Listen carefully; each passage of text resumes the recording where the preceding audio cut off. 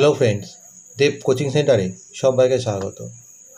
আজ নবম শ্রেণীর ইতিহাস ও পরিবেশ ইতিহাস বই থেকে ডক্টর প্রণব চট্টোপাধ্যায় ও রণজিৎ কুমার মণ্ডলের লেখা ষষ্ঠ অধ্যায় দ্বিতীয় বিশ্বযুদ্ধ ও তারপর অনুশীলনী থেকে পার্ট 4-এর প্রশ্ন উত্তরের আলোচনা করব। যার মান 4। দেখো 7-8টি বাক্যে উত্তর দাও।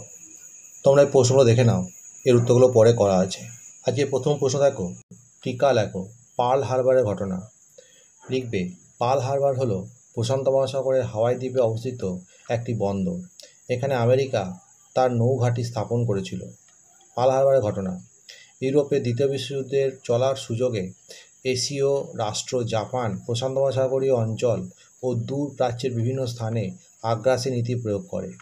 আমেরিকা এই আগ্রাসনের বিরোধিতা করলে আমেরিকা ও জাপানের মধ্যে সম্পর্কে অবনতি ঘটে। 1 নম্বর লিখবে আমেরিকার উদ্যোগ। জাপানের আগ্রাসী নীতির ফলে আমেরিকা 1. জাপানের সঙ্গে পুরনো বাণিজ্যিক চুক্তিটি বাতিল করে দেয়। 2.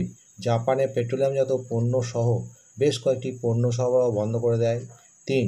আমেরিকায় অবস্থিত জাপানি সম্পত্তি বাজেয়াপ্ত করে। এই সব ঘটনায় জাপান ক্ষুব্ধ হয়। 2 নম্বর পয়েন্ট লাগবে যুদ্ধের সম্ভাবনা। জাপান খনিজ তেল সমৃদ্ধ দক্ষিণ ইন্দোচীন দখল করে নিলে জাপানের সঙ্গে আমেরিকার সব ধরনের বাণিজ্যিক সম্পর্ক ছিন্ন করে। এরপর চীন ও ইন্দোচীন থেকে জাপানি সেনা প্রত্যাহারের দাবি জানায়। আমেরিকার এই দাবি জাপান প্রত্যাহার করলে উভয় পক্ষের মধ্যে যুদ্ধের সম্ভাবনা দেখা যায়। 3 নম্বরে লিখবে পার্ল হারবারের আক্রমণ। জাপান 1941 খ্রিস্টাব্দে 7ই ডিসেম্বর সকালে বিশাল নৌবহর ও 335টি যুদ্ধবিমান নিয়ে ভাইস অ্যাডমিরাল নোগুচির নেতৃত্বে আমেরিকার নৌঘাঁটি পার্ল হারবারে বোমাবর্ষণ শুরু করে এবং এখানকার মার্কিন নৌঘাঁটি ধ্বংস করে দেয়। এটি পার্ল হারবারের ঘটনা নামে পরিচিত। নেক্সট পয়েন্ট দেবে দ্বিতীয় বিশ্বযুদ্ধের যোগদান। পার্ল হারবারের ঘটনার পরদিন মার্কিন যুক্তরাষ্ট্র নিরপেক্ষতা নীতি ত্যাগ করে সক্রিয়ভাবে জাপানের বিরুদ্ধে যুদ্ধ ঘোষণা করে এবং দ্বিতীয় বিশ্বযুদ্ধে যোগ দেয়। ফলে প্রাচ্যে দ্বিতীয় বিশ্বযুদ্ধে ছড়িয়ে পড়ে। উপসংহার, 7ই ডিসেম্বর জাপান কর্তৃক মার্কিন নৌঘাঁটি পার্ল হারবারের ধ্বংস দিনটিকে মার্কিন রাষ্ট্রপতি একটি কলঙ্কিত দিন বলে অভিহিত করেছেন। জাপানের পক্ষে এই দিনটিকে এক সর্বনাশা মূঢ়তার দিন বলে উইলফ্রিড ন্যাপ মন্তব্য করেছেন। এর পরের প্রশ্ন দেখো, টিকা লেখো। আন্তর্জাতিকতাবাদ লিখবে। আন্তর্জাতিকতাবাদ বিশ্বের সকল দেশ ও জাতির সঙ্গে ভাবের আদান প্রদান এবং মৈত্রীবন্ধন রচনায় বিশ্বাসী। নিজে বাঁচো এবং অপরকে বাঁচতে দাও, এই মতাদর্শ হল আন্তর্জাতিকতাবাদের মূল কথা। এইভাবে একটা জাতি স্বার্থপরতা, সংকীর্ণতা ও অহমিকার থেকে মুক্ত হয়ে নিজেকে কোনো একটি নির্দিষ্ট জাতি বা দেশের সদস্য না ভেবে সমগ্র বিশ্বের নাগরিক বলে মনে করবে।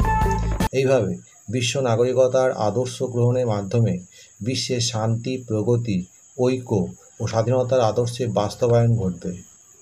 প্রকৃতপক্ষে সাম্য, মৈত্রী ও স্বাধীনতার আদর্শই আন্তর্জাতিকতাবাদের মূল মন্ত্র। কাউকে বঞ্চিত না করে সহযোগিতা এ সমবেত প্রচেষ্টার মাধ্যমে জাতির উন্নতি সাধন করা এর প্রধান লক্ষ্য। আন্তর্জাতিকতাবাদ এভাবে জাতীয় সার্বভৌমত্বকে সীমাবদ্ধ করে তাকে বিশ্বের মাঝে ছড়িয়ে দিতে চায়। সমগ্র মানবজাতির স্বার্থরক্ষা এবং উন্নতি করে তাদেরকে শান্তিপূর্ণভাবে ঐক্যের ভিত্তিতে সাংস্কৃতিক, অর্থনৈতিক ও রাজনৈতিকভাবে একটি যৌথ পরিবারে অন্তর্ভুক্ত করাই আন্তর্জাতিকতাবাদের চরম লক্ষ্য। এই লক্ষ্য পূরণেই প্রতিষ্ঠিত হয়েছে সমৃদ্ধ জাতিপুঞ্জ। বর্তমান বিশ্বে আন্তর্জাতিকতাবাদের গুরুত্ব অপরিসীম। একে উপেক্ষা করার কোনো উপায় নেই। আন্তর্জাতিক সহযোগিতা ও মৈত্রী সম্প্রসারিত না হলে বর্তমান বিশ্বে মানব সভ্যতার অস্তিত্বই প্রশ্নের মুখে পড়বে। বন্ধুরা, এখানেই শেষ করছি। পরবর্তী ভিডিওতে আবার দেখা হবে।